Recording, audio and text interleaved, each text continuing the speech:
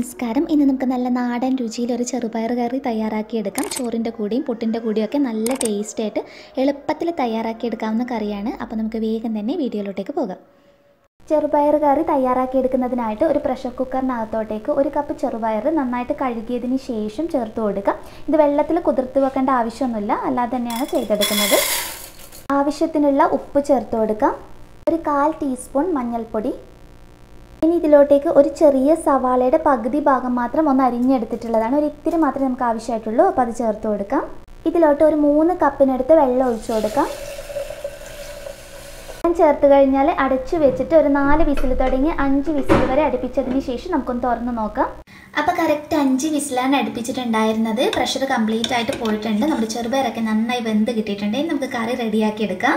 ഇനി ഒരു പാത്രം വെച്ച് നന്നായിട്ട് ചൂടായി വരുമ്പോൾ ഇതിനകത്തോട്ടേക്ക് 1 ടേബിൾ സ്പൂൺ തുടങ്ങി ഒരു ഏകദേശം 1.5 ടേബിൾ സ്പൂണിനടുത്ത് എണ്ണ ഒഴിച്ചു കൊടുക്കാം. ഞാനിപ്പോൾ വെളിച്ചെണ്ണയിലാണ് ചെയ്യുന്നത്. വെജിറ്റബിൾ ഓയിൽ ചെയ്തെടുത്താലും കുഴപ്പമൊന്നുമില്ല. എണ്ണ ഒന്ന് ചൂടായി വരുമ്പോൾ കടുകിട്ട് പൊട്ടിച്ചെടുക്കാം. കടുകൊന്ന് പൊട്ടി വരുമ്പോൾ ഇതിനകത്തോട്ടേക്ക് ഒരു 2 വറ്റൽമുളകും ഒരു 2 കറിവേപ്പിലയും ചേർത്ത് കൊടുക്കാം. ഇനി ഇതിലോട്ടേക്ക് ഞാനൊരു 6-7 ചെറിയ ഉള്ളിയാണ് ചേർത്ത് കൊടുക്കുന്നത്. ചെറിയ ഉള്ളി കയ്യിലില്ല എന്നാണെങ്കിൽ സാധാരണ സവാള, ഒരു ചെറിയ സവാള ചെറുതായിട്ടൊന്ന് അരിഞ്ഞെടുത്തിട്ട് ചേർത്ത് കൊടുത്താലും മതി. ഇതിലോട്ട് 2 പച്ചമുളക് ചേർത്ത് കൊടുക്കാം. അതിൻ്റെ കൂടെ തന്നെ 2-3 വെളുത്തുള്ളി ചെറുതായിട്ടൊന്ന് ചതച്ചെടുത്തിട്ടുള്ളതാണ്. പേസ്റ്റ് പോലെ അരച്ചെടുത്ത് ചേർക്കേണ്ട, ഇതുപോലെ ചേർക്കുന്നതായിരിക്കും നല്ലത്. ഇത് ചെറുതായിട്ടൊന്ന് വഴറ്റിയെടുക്കാം. ആവശ്യത്തിനുള്ള ഉപ്പ് ചേർക്കാം. അപ്പോൾ ചെറിയുള്ളിയും പച്ചമുളകൊക്കെ ഒന്ന് വഴണ്ട് വരുമ്പോൾ ഫ്ലെയിം ഒന്ന് കുറച്ചിട്ട് ഒരു 1/4 ടീസ്പൂണിനടുത്ത് മഞ്ഞൾപ്പൊടി ചേർക്കാം. 1/4 ടീസ്പൂണിനടുത്ത് മുളക് പൊടി, ഒരു 1/4 ടീസ്പൂണിനടുത്ത് മല്ലിപ്പൊടി കൂടി ചേർക്കാം. ഇനി പൊടികളുടെ പച്ചമണം മാറി വരുന്നത് വരെ 1-2 മിനിറ്റ് ഒന്ന് നമുക്ക് ചെറു തീയിലിട്ടിട്ടൊന്ന് മുട്ടിച്ചെടുക്കാം.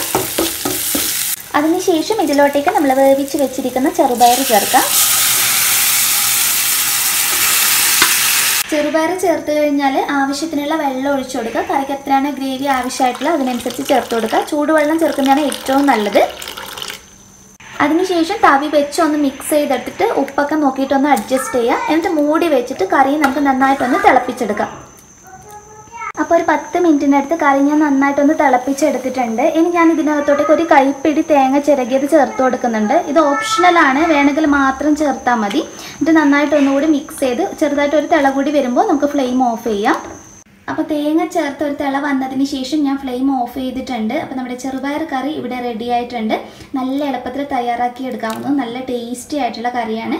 എല്ലാവരും ഉണ്ടാക്കി നോക്കിയിട്ട് നിങ്ങളുടെ അഭിപ്രായം അറിയിക്കാൻ മറക്കരുത്. നെക്സ്റ്റ് വീഡിയോയിൽ ഇനിയും നല്ലൊരു വെറൈറ്റി ഡിഷായി കാണാം. അതുവരെ ടേക്ക് കെയർ. Bye bye.